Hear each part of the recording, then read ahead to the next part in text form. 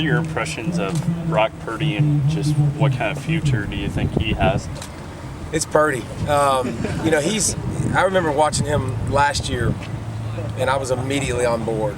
And, Trevor Lawrence got all the attention a year ago, but he was the next true freshman that I looked at, and I was like, dude, that dude's a star.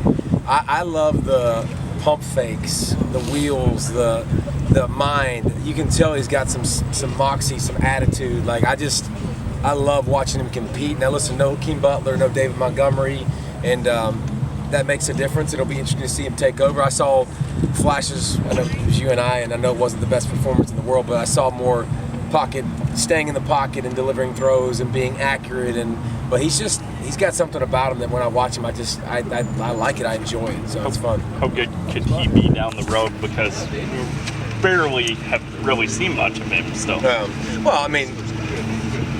I think this offense is going to be good for him, and he's going to be very successful. And if he continues to develop in the pocket and be able to do that stuff, and then you start to mix in, you saw game one, you saw some option and you saw some creativity. And Jones allows you to be the guy that can run the jet sweeps, and you can throw quick bubbles to him, but you can also have some fun with him and Purdy at the same time. I think getting that running back, get three guys with a bunch of 11 plus carries that I think will continue to work itself out and find Montgomery's replacement, who that is. But I think it's going to be an offense that's perfectly tailored for him and his abilities, and he can do. I think honestly though, he can run any offense. I think he's got some special gifts. Is your impression of the pass rush from that finesse in Iowa?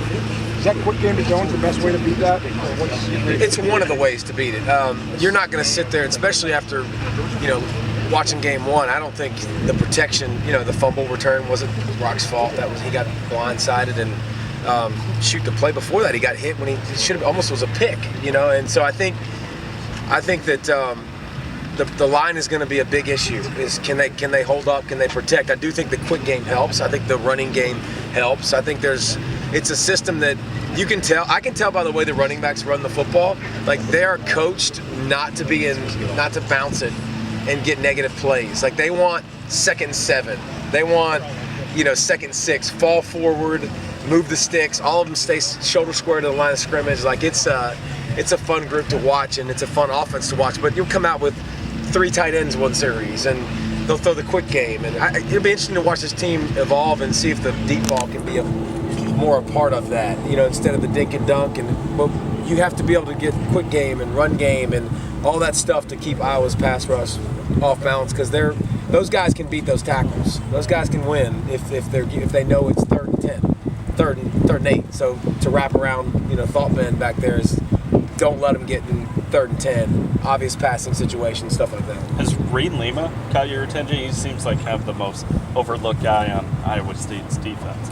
Well, I like the whole defense too, and I like the system, and I like how it's evolved and what it is. Like, here's the thing: I think there's a lot of teams across the country that they run a system, and there's coaches that run a system 100% to what they do.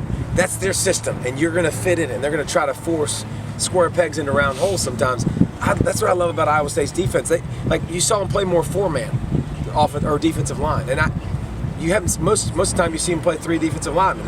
I love the 3 safety look where you don't have a clue what's coming. Like, who's spinning down, who's playing the run, who's playing the pass, like coverages, the way they tackle, the way they attack.